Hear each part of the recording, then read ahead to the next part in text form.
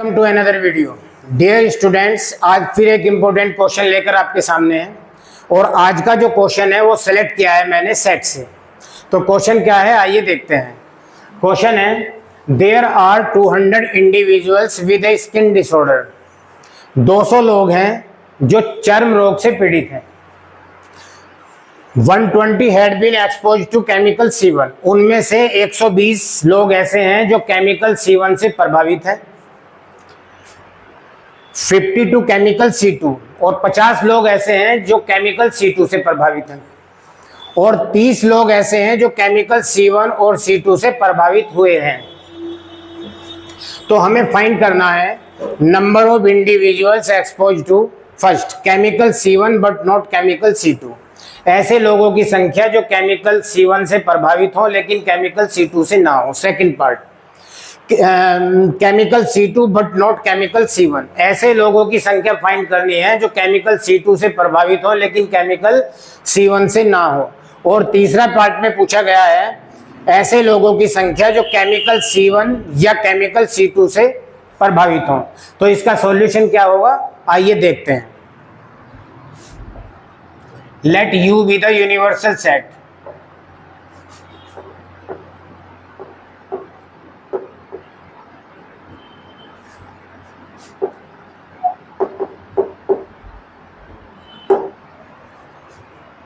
तो NU है हमारे पास में 200। ऐसे लोग जो केमिकल C1 से प्रभावित हैं ऐसे लोग हैं 120 यानी कि NC1 120 है। और ऐसे लोग जो केमिकल C2 से प्रभावित हैं ऐसे लोगों की संख्या है 50 यानी कि NC2 ये है 50।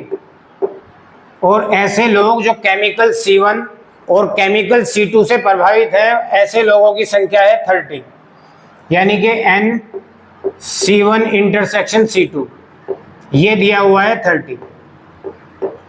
तो वेन डायग्राम से थोड़ा इसको समझ लेते हैं। एक रेक्टेंगल जो यूनिवर्सल सेट को रिप्रेजेंट करेगा।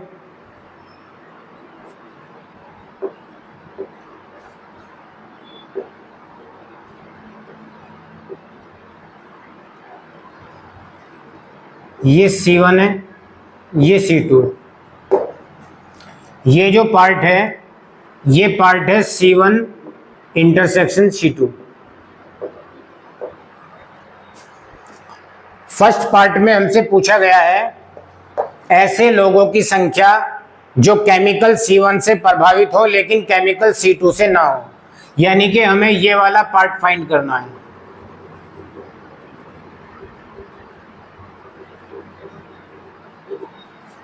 और ये होता है ये C1 माइनस C2 होगा। यानी कि फर्स्ट पार्ट में हमसे पूछा गया है number of elements in C1 minus C2। ऐसे लोग जो केमिकल C1 से प्रभावित हो लेकिन केमिकल C2 से ना हो। और इसको फाइंड कर सकते हैं हम NC1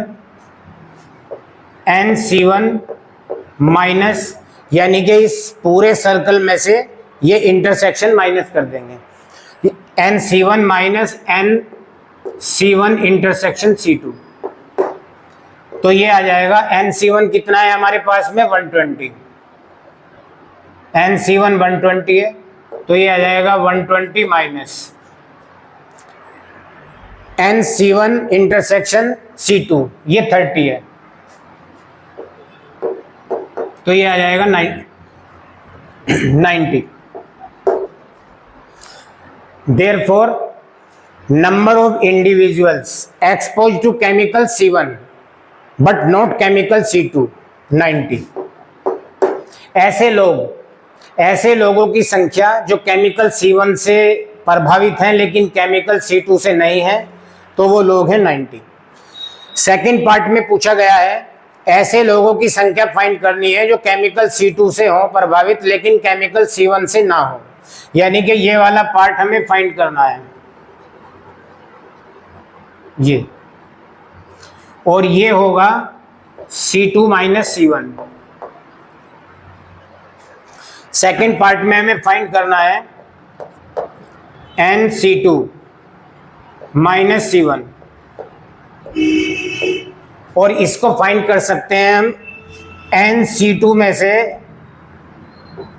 इंटरसेक्शन माइनस कर देंगे, C1 इंटरसेक्शन C2 माइनस कर देंगे, यानी कि NC2 माइनस C1 की जगह लिख सकते हैं हम NC2 minus NC1 intersection C2।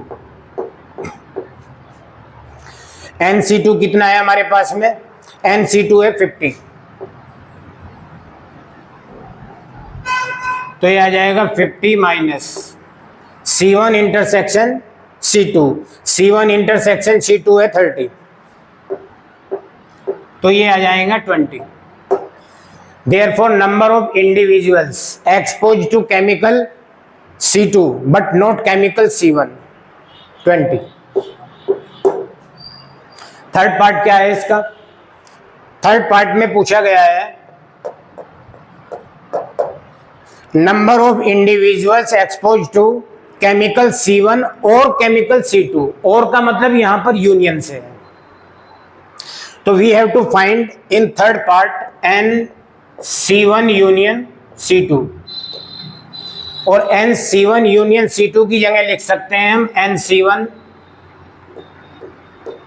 Plus NC2 minus NC1 intersection C2।